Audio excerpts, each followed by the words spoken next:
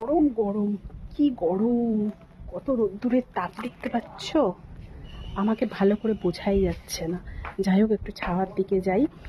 বলি, আজকে একটা সাদামাটা রেসিপি দেখাবো। যদিও তো রেসিপিটা আমার না, তবুও তোমাদের সাথে শেয়ার করতে চাই। একটা ডালের রেসিপি। চলো দেখো কেমন হয়েছে। আর আমার তো ভীষণ ভালো লেগেছে খাওয়ার পর। তোমাদের কেমন লাগে, আর তোমরা কি এরকমভাবে খেয়েছো কোনো দিন? অবশ্যই সেটা আমাকে জানিও। নিশ্চয়ই খেয়ে থাকবে, কারণ এই ভিডিওটা অনেক দিনের পুরানো, মানে ইউটিউব থেকেই আমি দেখেছি। ভাবলাম নিজেও ট্রাই করি আর খেয়ে জানাবো তোমাদেরকে কেমন লাগলো, আর তোমরাও জানিও। খুব সামান্য পরিমাণে নিয়ে নিয়েছি মুসুর ডাল বা লাল ডাল। তোমরা তোমাদের ইচ্ছা মতো কম বেশি করতে পারো। আমি কম করেই করছি, কারণ প্রথম দিন করছি, যদি না কেউ খেতে পারে সেই ভয়ে। মানে ওই 1 মুঠো বা 1.5 মুঠোর মতো এখানে আমার নিজের হাতের মুঠোর ডাল আছে।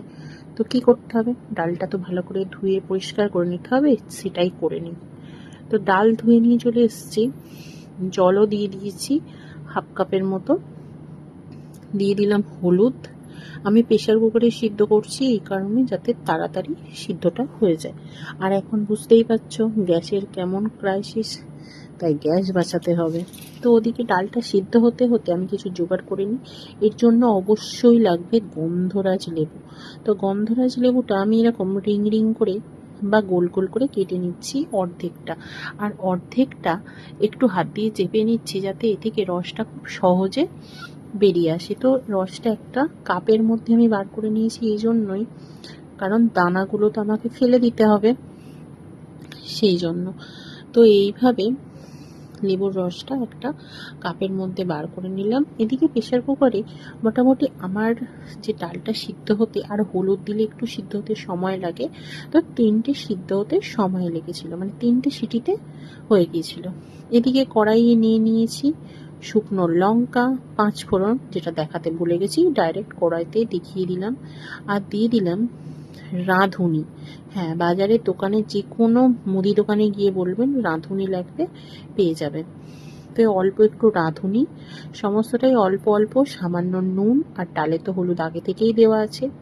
তো ডালটা দিয়ে দিলাম, দিয়ে এখন পরিমাণ মতো জল দেব। মোটামুটি এখন এখানে 1 থেকে 1.5 কাপের মতো আমি জল অ্যাড করেছিলাম।